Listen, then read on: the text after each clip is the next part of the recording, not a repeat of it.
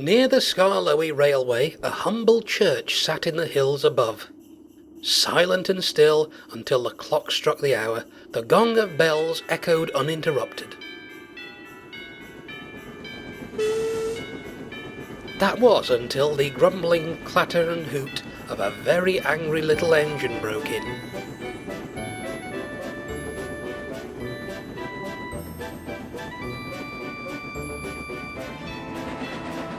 "Winter Wonderland, my tail lamp," muttered Duncan to himself.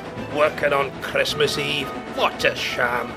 "Don't be such a fusspot," scolded his driver. "It serves you right for the back chat you gave the thin controller. Had we stayed in the yard and shunted like he ordered, you'd be finished early and I'd be at home wrapping presents." Duncan snorted. The air was still, but the cold weather wrapped around him like a tarp. It squeezed tight. Duncan shivered, trying to break free, but it was no use. The thin controller had sent Duncan up the line with the works train as punishment. At every icy patch, the train would stop, and workmen clad with scarves and gloves shuffled out of the coaches to shovel and hack away at the track. Duncan found himself crawling and stopping often. Eventually, he became too cold and cross to be bored. Meanwhile, the works station was glowing. The platforms and lines were spotless, ready for the big Christmas party later that night. Everyone was excited.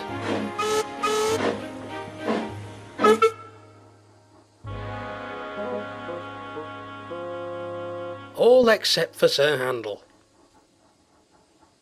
"Chin up," called Rusty from the corner of the yard. "It's the festive season.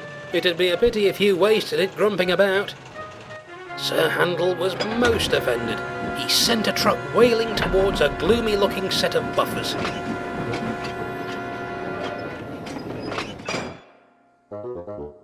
"Pah, grumpy," he fumed.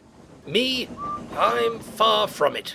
"Right," cut in Peter Sam cheekily. "And I'm a performer in a flying circus." "What you are is daft," snapped Sir Handel. "I happen to be a Scrooge, my dear engine," Peter Sam smirked. Sir Handel's face became bright red. Rusty tried his best not to laugh. He intervened when he realised how sorry he felt for Sir Handel.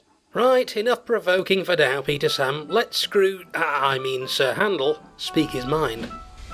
As I was saying, every Christmas keeps everyone busy, but everyone benefits. I like that. Always something important, something festive," he went on. "However, shunting grime-ridden trucks is the farthest away from festivity possible. It's depressing. It's it's degrading. Christmas should never be spent alone." "It suits you if you ask me," Peter Sam mocked, "ditching your crew and riding the incline. Naughty engines aren't rewarded with presents after all." Well, I didn't want to. It was just a freak accident," he stuttered. "I would rather not do it ever again." "I would hope so," Peter Sam said gravely. "And just imagine if Duncan had stayed to help. The yard would be shrouded with dark clouds and lightning." Rusty was more understanding. After all, poor Sir Handel was not to leave the yard unless told otherwise. His only company and scenery the entire day were the vast and rowdy lines of trucks. "Perhaps," Rusty said hopefully, "you may be able to leave early. The party's starting soon, and the station isn't very far."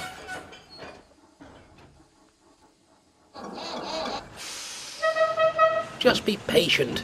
There's still plenty of Christmas left." And with that, the two engines strode away, leaving behind a very forlorn Sir Handel.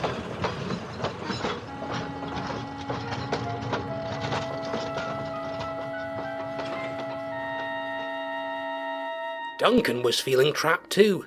It had been half an hour since he last moved, or at least that's what he thought. Everywhere around him was nothing but white and faded outlines. "At this rate, I'll freeze to the rails. Can't we pick up the pace?" he whined. "You're just too quick for us, old boy," smiled his fireman. "Shouldn't be too long until we move again." The sun was setting and the wind began picking up again. The workmen joked about being home in time for New Year's, but Duncan was beginning to believe them.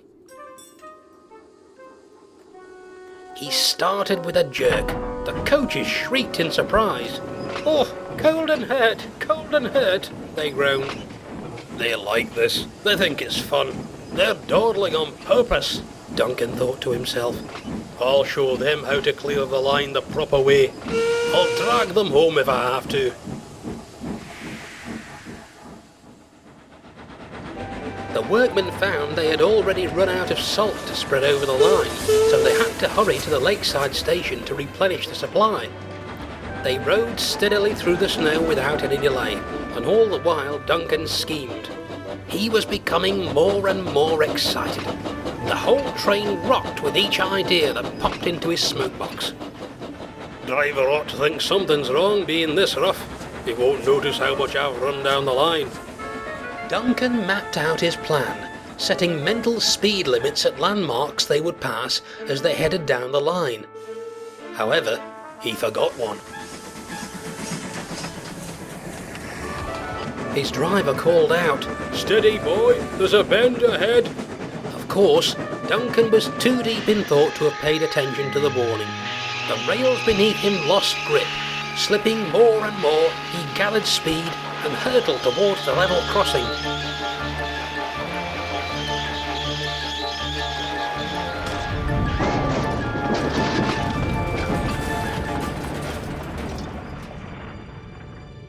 The entire works train had leapt off the line and into a snowbank in the road. The crew and workmen stumbled away from the wreckage, only to find there was nothing to stumble to. Not a person, engine, car or signal box was in sight.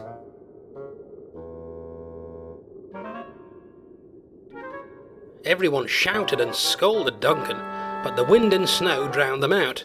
The works train was stranded.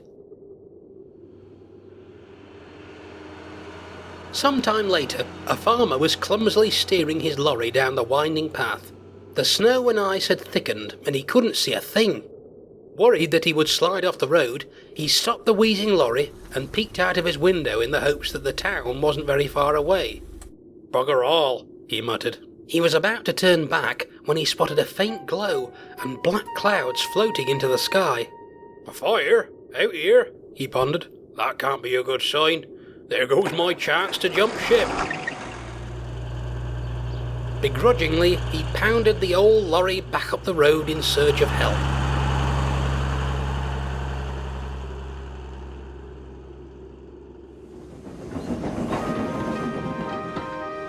It was getting dark.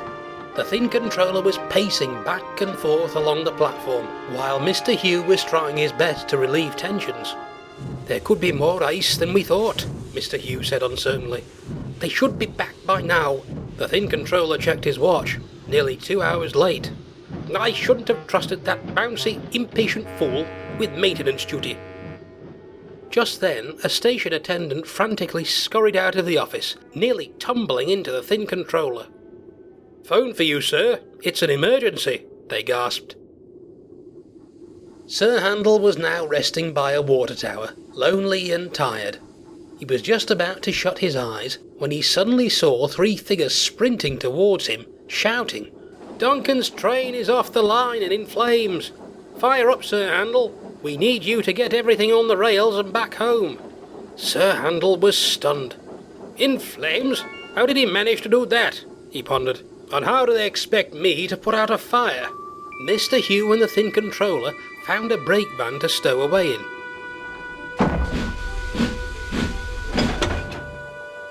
"This is it, lad.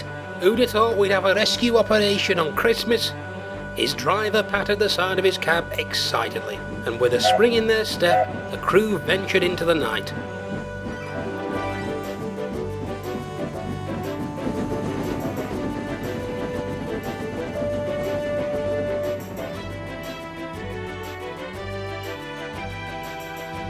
The weather eventually calmed down, and everyone was arguing about what exactly the danger was.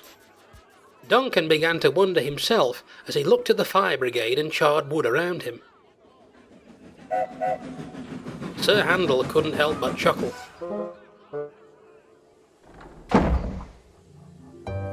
The thin controller strode to the scene of Duncan's disaster, fuming. I can't trust you to do anything like a proper engine, can I? I have half a mind to send the steelworks a new pumping engine. They could use a spare generator, but I don't think that they would like one that can rock and roll itself into a blaze. Place, sir, is partially our fault, explained the fireman. We didn't pay enough attention to the train's speed. When we saw we were stranded, the only thing we could think of was using the spare planks from our van as an emergency signal. We didn't think it would cause this much trouble. The thin controller scratched his head. Christmas Eve had been exhausting. Well, I suppose it can't be helped.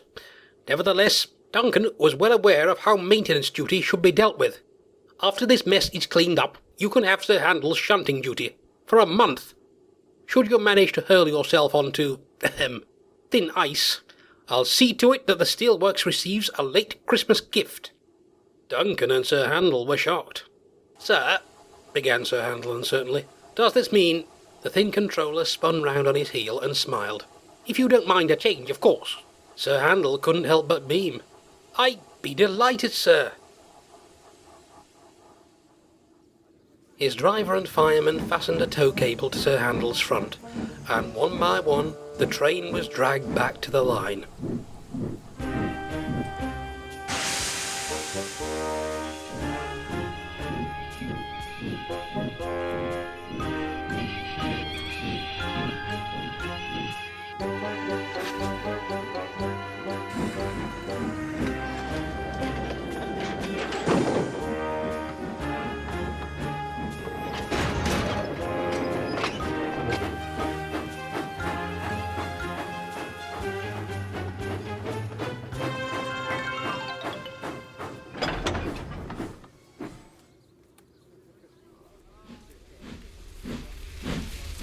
After one last group effort to bring Duncan back on firm rails, the cavalcade trundled home, tired but happy.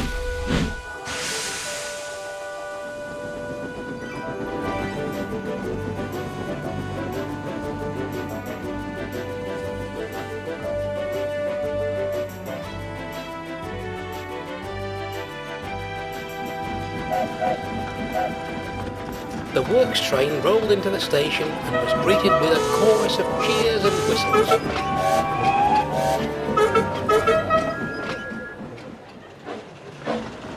The workers and crewmen were swarmed with food and gifts from the crowd. The thin controller pushed his way through the party to Sir Handel and grinned. Sir Handel, I'm proud of you, he praised. Driver and fireman told me how hard you worked today in the yard. You're quite a handful, you know, but sometimes a handful is what's needed to keep our railway going. I hope this party is Christmassy enough for you. Haha. Sir Handel said nothing. He was exhausted. He closed his eyes, ready for a well-deserved rest, when a shamed voice next to him broke his peace. Kiss up. I beg your pardon? You're a kiss up, he hissed. And you're just cross that your silly plan didn't turn out well, Sir Handel yawned. I did what I had to. You know the thin controller plays favourites. He clearly likes you better than me, Duncan said. Sir Handel's steam pressure shot up once again. Don't you start. I was up creek before your stupid stunt. You're just too temperamental to ever be on his good side. I'm not.